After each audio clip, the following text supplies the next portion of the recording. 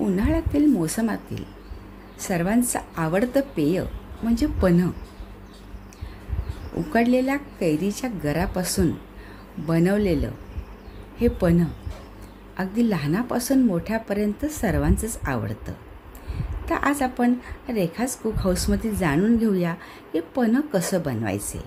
यासाठी एक तोतापुरी कैरी मी घेतलेली आहे. जास्त लहान नाही, जास्त मोठं नाही आहे.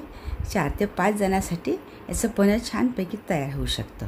ही कैरी कुकरमध्ये 1-2 शिट्ट्या काढून घेतलेल्या आहेत आणि आता गार झाली की आपण याचा सर्व गर काढून घेणार आहोत. तर सर्व गर आपण काढून घेतलेला आहे एका बाउलमध्ये. तर हा एका कैरीचा गर झालेला आहे आणि गराच्या पेक्षा जरा जास्तच गूळ घेतलेला आहे. गुळाचं प्रमाण कमी जास्त होऊ शकतं, कैरीच्या आंबटपणावर हे अवलंबून आहे. आणि तुम्ही गुळाच्या ऐवजी निम्मी साखर निम्मा गूळ असं पण वापरू शकता.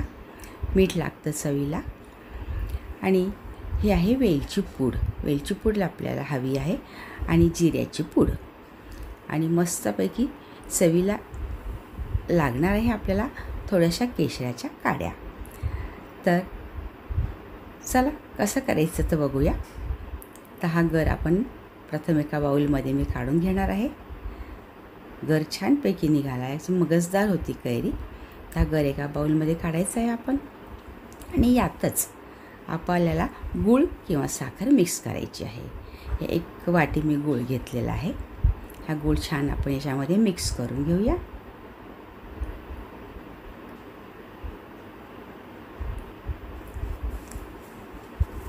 छान मिक्स झालेला आहे आपला. आणि गूळ किसून घेतला असेल तर लगेच मिक्स होतो.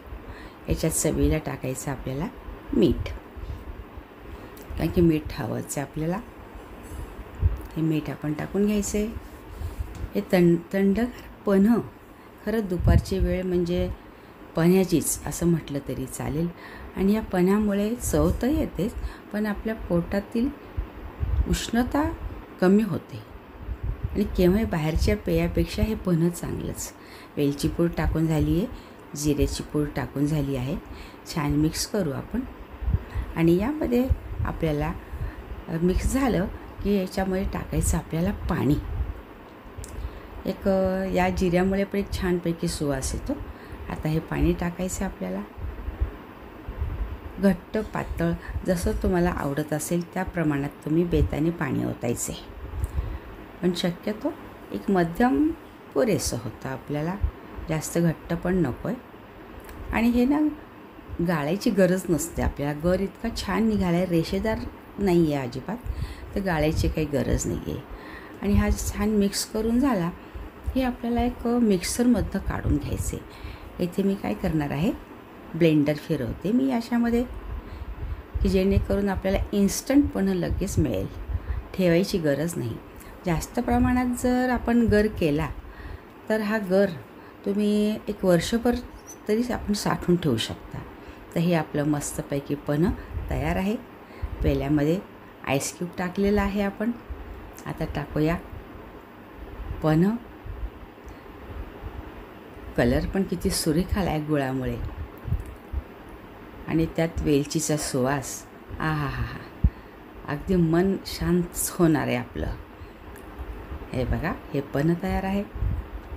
त्या पन्ह्यावर आपण मस्तपैकी केशराच्या 2-4 काड्या टाकलं की आणखीन शीतलता निर्माण होणार आहे.